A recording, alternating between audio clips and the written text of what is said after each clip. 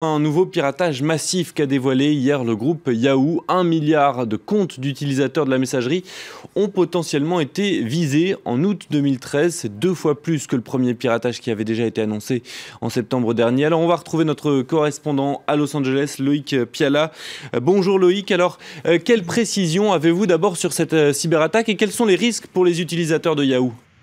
Alors 1 milliard de comptes, vous l'avez dit, c'est énorme. Les données piratées, ce seraient des noms, des adresses, des dates de naissance, des questions et surtout des réponses de sécurité. Ces questions posées par Yahoo comme deuxième rempart, si vous voulez, après un mot de passe. Pas de données de bancaire, en revanche, mais les données que je viens de mentionner se revendent à bon prix sur le Darknet, qui est une sorte de réseau secret. Les hackers ont aussi accès à des mots de passe sous une forme éclatée qu'ils doivent ensuite reconstituer. Mais selon les experts, ça ne représente pas une difficulté insurmontable. L'attaque aurait été coordonnée par une puissance étrangère, dit Yahoo, sans citer de nom, mais les suspects, ce sont les suspects habituels, la Russie, la Chine, la Corée du Nord, qui ont déjà mené des attaques de ce type par le passé aux États-Unis. Puis Yahoo demande à ses utilisateurs de changer leur mot de passe, mais aussi les questions et les réponses de sécurité sur les comptes Yahoo et sur les autres comptes, Gmail par exemple, parce que les internautes ont tendance à utiliser les mêmes mots de passe d'un compte à l'autre. Les hackers le savent et ils vont tenter leur chance donc sur d'autres plateformes.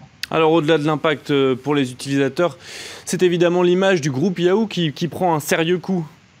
Exactement, une image qui en prend un coup une fois de plus, j'ai envie de dire. Cette attaque qui remonte à 2013, plus de 3 ans, a en fait été découverte par les autorités qui enquêtaient sur l'autre piratage, celui dont vous parliez, révélé en septembre dernier. Ce qui veut dire que Yahoo, un pionnier de l'Internet, je vous rappelle que la firme existe depuis 1994, n'aurait pas été capable de repérer de lui-même cette attaque. L'entreprise en fait traverse une passe délicate. Il y a encore 10 ans, c'était l'une des stars de la Silicon Valley. Aujourd'hui, malgré 1 milliard d'utilisateurs par mois, l'entreprise a du mal à gagner de l'argent. La gestion de la PDG Marissa Mayer est très critiquée. Yahoo a tout de même réussi cet été à convaincre Verizon, un géant des télécommunications, de racheter l'entreprise. Sauf qu'entre-temps, il y a eu les révélations sur ce premier piratage en septembre, puis celui dont on est en train de parler. Les deux camps avaient trouvé un accord pour un prix de 4,8 milliards de dollars. Verizon pourrait exiger un rabais, peut-être jusqu'à 1 milliard de dollars, voire carrément mettre un terme aux négociations.